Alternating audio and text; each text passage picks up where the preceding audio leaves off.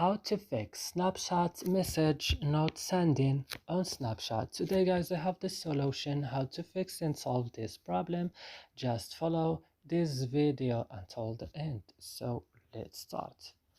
First, you will just open settings of your phone and you will go directly to apps or applications.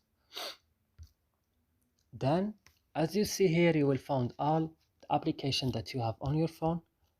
You will search for Snapchat.